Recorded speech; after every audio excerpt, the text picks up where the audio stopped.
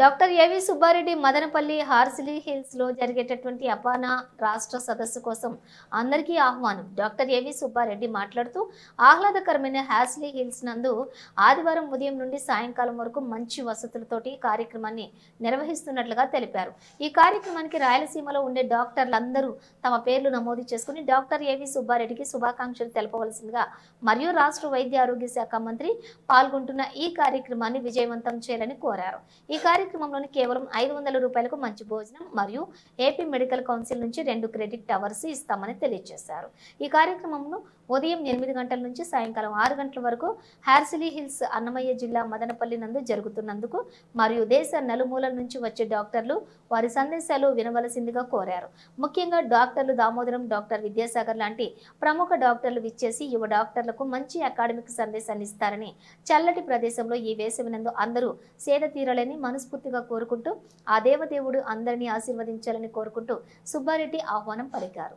పాదాల చెంత ఉండేటటువంటి ఈ ఆధ్యాత్మిక నగరమైనటువంటి తిరుపతిలో ఈరోజు వైద్యో నారాయణ హరి అనేటటువంటి దాంతో మరి వైద్య రంగంలో ఉండేటటువంటి అప్నా తిరుపతి శాఖ పదవీ బాధ్యతల స్వీకారం సందర్భంగా ఏర్పాటు చేయబడినటువంటి ఈ కార్యక్రమంలో మరి వేదిక పైన ఉన్నటువంటి పెద్దలందరికీ కూడా పేరు పేరున హృదయపూర్వక నమస్కారాలు తెలియజేస్తూ మరి వేదిక ముందు ఉన్నటువంటి సీనియర్లు మరియు నా సహచర వైద్యులందరికీ కూడా హృదయపూర్వక ధన్యవాదాలు, నమస్కారాలు తెలియజేస్తున్నాను. చాలా సంతోషం. పెద్దలందరూ కూడా సమస్యలన్నీ కూడా మాట్లాడారు. ఈరోజు ఇక్కడికి రావడం చాలా సంతోషం. ఎందుకంటే తిరుపతిలోనే నేను ఎస్వి జూనియర్ కాలేజ్లో ఇంటర్మీడియట్ చదువుకున్నాను. తర్వాత 1 ఇయర్ వెటర్నరీ చేశాను. అందులోనూ మరి పెద్దలందరూ కూడా మన ఇంతవరకు చాలాసార్లు మన ఎమ్మెల్యే గారి గురించి వింటూ ఉన్నాం.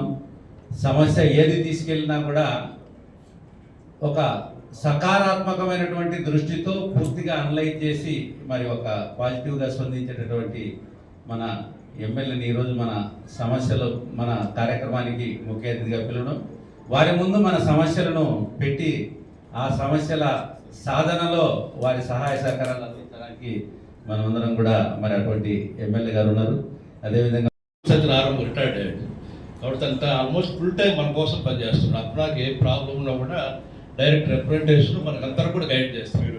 అటువంటి శ్రీనివాస్ గారు, అట్లా ఆర్ఆర్ రెడ్డి గారు, మన ప్రెసిడెంట్ ఐఎంఏ అంటే ప్రెసిడెంట్ ఎలక్ట్ ఏఆర్ రెడ్డి గారు, మా ఫ్రెండ్ ఫైనాన్స్ సెక్రటరీ ఆదినారాయణ గారు, ఆయన కూడా శ్రీనివాస్ గారితో కలిసి ఆయన కూడా 2 సార్లు చేసినట్టున్నారు ఫైనాన్స్ సెక్రటరీగా కంటిన్యూగా.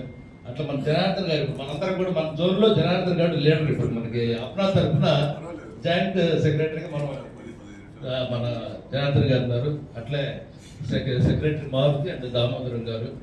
ఇప్పుడు మన హోప్ అంతా కూడా వెళ్ళిపోయింది. ఖచ్చితంగా ఈరోజు చాలా హ్యాపీ ఉంది. అంతా మన సీనియర్ మెంబర్స్ అంతా కూడా సీనియర్స్ అంతా ఉన్నారు ఈరోజు.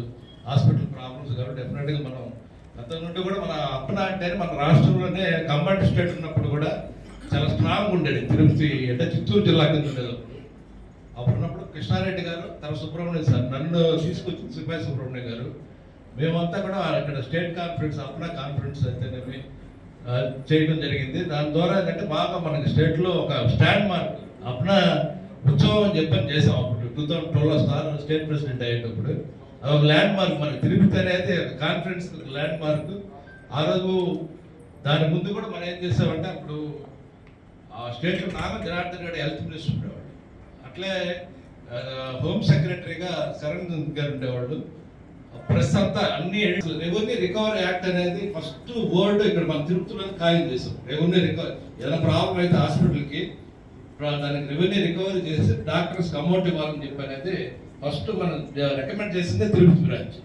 అక్కడ ఉండే మనకి 2011 of 2008 యాక్ట్ వచ్చింది. దాంట్లో మనకి ప్రొటెక్షన్ యాక్ట్ కింద వైఎస్ రాజశేఖర రెడ్డి గారు పెట్టినప్పుడు ఈ రెవెన్యూ రికవరీ యాక్ట్ కూడా ఉందన్నమాట. దాంట్లో పెట్టి డ్యామేజెస్ అయితే డబ్బులతో అమౌంట్ మనకి రికవరీ ఇస్తారు. అట్లా పారామెడికల్ స్టాఫ్ కానీ మన స్టాఫ్ ఎవరైనా కూడా ఇదైతే నాన్ అవైలబుల్ యాక్ట్. కానీ అది 3 years ఇంప్రూవ్మెంట్ ఉంది. దాన్ని ఇప్పుడు 7 years చేయాలని చాలా కాలం ఫైట్ చేస్తున్నాం. దాని సేమ్ థింగ్ సార్ ఎమ్మెల్సీ గారు ఉన్నప్పుడు మన స్టూడెంట్స్ గురించి కూడా మనం ఏదైతే కలకట్టాలో జరిగిన ఇన్సిడెంట్ అప్పుడు హాస్టల్స్ ఇక్కడ దారి పోయిన లైట్స్ లేవు, రోడ్లు లేవు, అన్నీ కూడా ఎప్పటికీ దానికి లిస్ట్ నుండి ఆన్సర్ రావడం జరిగింది. కాబట్టి ఇప్పుడు సార్ చెప్పినట్టు మనకేమైనా ప్రాబ్లమ్స్ ఉంటే ఇప్పుడు ఒక సోర్స్ ఆఫ్ ఇది ఉంది మనకి అసెంబ్లీలో కానీ కౌన్సిల్లో కానీ క్వశ్చన్ అడిగితే దానికి ఆన్సర్ ఇస్తారు. మరి ఏదైనా చెప్పచ్చు అట్లా మన ఎమ్మెల్యే సార్ ఎట్లా మనకి అవైలబుల్ ఉంటారు, చేస్తూ ఉంటారు. మనం ఇంతకుముందు సార్ చెప్పినట్టు 7 years ఇంప్రూవ్మెంట్ ఉంటుంది. ఏమైనా తప్పు చేసామంటే డాక్టర్ 7 years ఇంప్రూవ్మెంట్, కలెక్టర్ అయితే చైర్మన్ అంటే దానికోసం రకరకాలుగా స్టేట్ వైడ్గా మనం ఫైట్ చేసి దాన్ని డిఎంహెచ్ఓని మన రిజిస్టరింగ్ అథారిటీ, ఇప్పుడు డిఎంహెచ్ఓ ఒక డాక్టర్ ఉంటే బాగుంటుందని చెప్పి మనం చేయడం వల్ల డిఎంహెచ్ఓ మన registering authority, otherwise collector registering authority ఉండేవాళ్ళు. 7 years ఇంప్రూవ్మెంట్ ఇవన్నీ ఉంటాయి. సో అప్నాలో మనం ఈ ఫైర్, పొల్యూషన్ ఇవన్నీ కూడా ఫైట్ చేస్తాం. ముందు చెప్పారు రవిరాజ్ గారు, ఆ ఫైర్ అనేది అంత 15 minutes, లెస్ దాన్ 15 minutes ఉంటే ఎన్ఓసి ఇచ్చేవాళ్ళు. లాస్ట్ కామినేని శ్రీనివాస్ గారు ఉన్నప్పుడు ఒక అఫిడవిట్ ఇస్తే సరిపోయేది అన్న, దానికి అఫిడవిట్ ఇచ్చేస్తే మనం దానికి ఎన్ఓసి ఇచ్చేవాళ్ళు. కానీ ఇప్పుడు గవర్నమెంట్ చేంజ్ అయిన తర్వాత 2019 నుండి 24 వరకు ప్రాబ్లం ప్రతాప్ రెడ్డి గారిని